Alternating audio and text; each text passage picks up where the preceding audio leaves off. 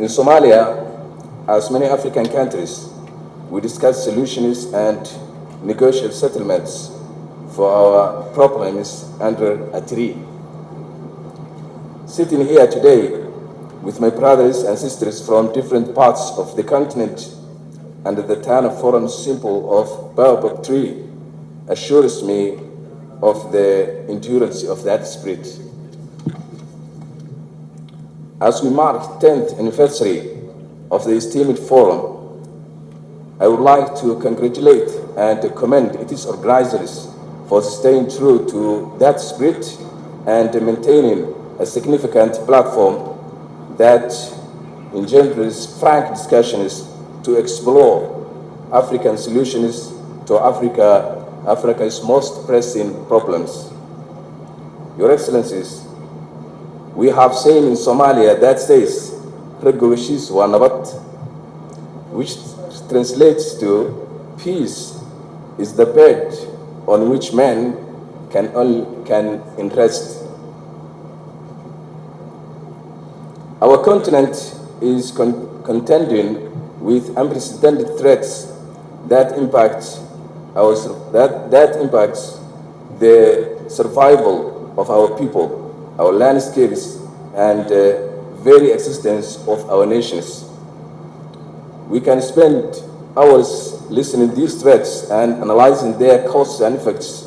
However, I believe in order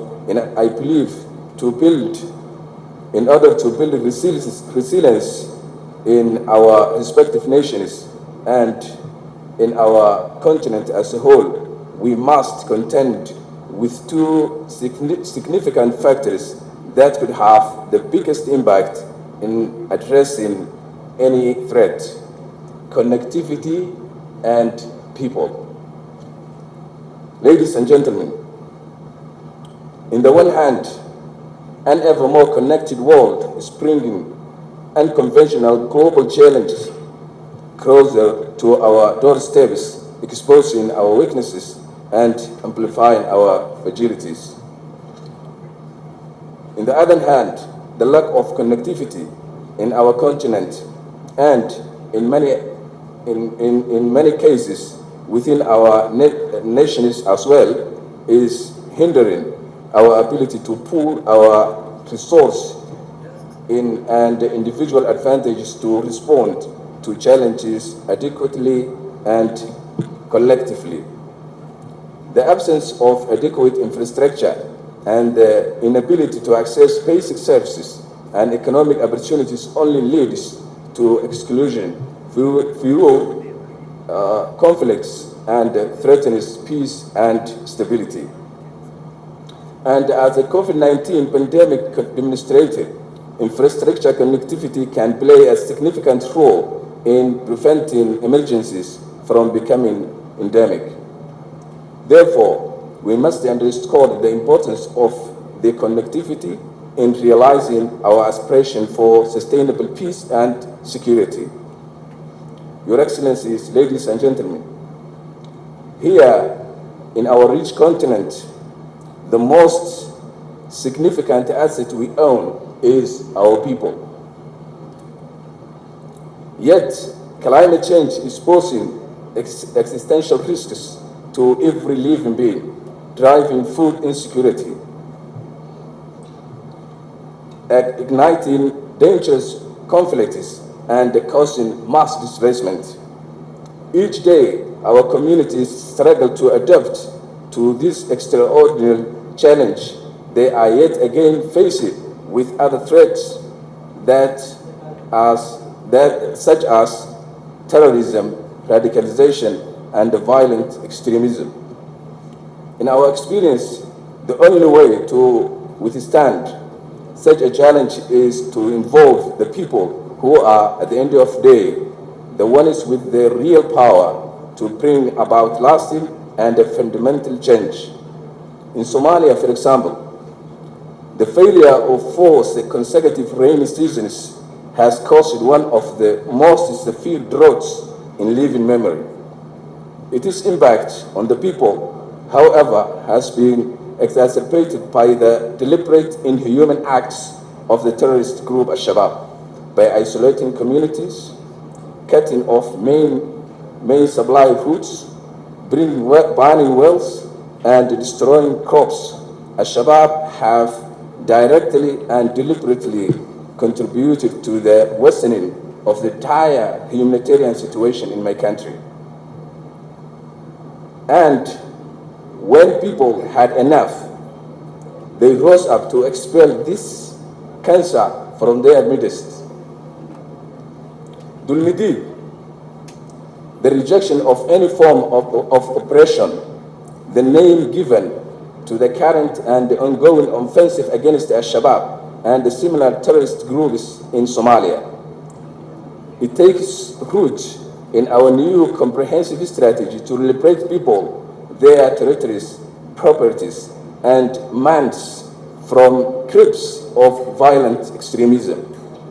The core component of this strategy is our people. My brothers and sisters, our administration envisions a Somalia at peace, a Somalia at peace with itself and at peace with the rest of the world.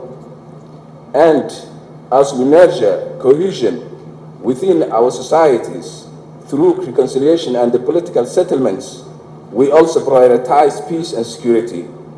Hence, as soon as we took office, we denounced the strategy of containment and announced a comprehensive offensive against terrorism in Somalia, taking the fight to them ideologically, financially, and operationally.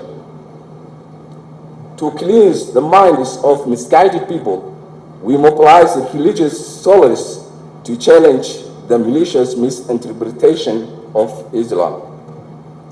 To curb their fundraising capacity, we directly targeted their extortion networks and the infrastructure and implemented strict mitigation measures. And as we launch our operational campaign, local communities organized themselves at a grassroots level, took up arms, and with the help of our SNA force, liberated their towns and villages. We may have lost many heroes in this process, but in the past 3 months only, terrorists have been eradicated from an area covering 150 kilometers in central and southern Somalia, a significant victory worth celebrating. Dulmidid is at its earliest stages. However, its success so far can serve as a proof of concept for a model of promoting peace and security through the effective engagement, empowerment, and mobilizing of local communities. It would be great to see this model replicated everywhere. Innocent people are suffering at the hands of the ruthless gangs attributing misguided nations to religious ideologies in order to oppress and enslave communities. Our people are the key to attaining this peace, stability, and prosperity we aspire to. Our role as their leaders is to provide them with support and instill a positive shift in their mindsets that will encourage them to take constructive actions. In conclusion, please accept my sincere gratitude for the opportunity to share my thoughts in this unique platform. Thank you very much.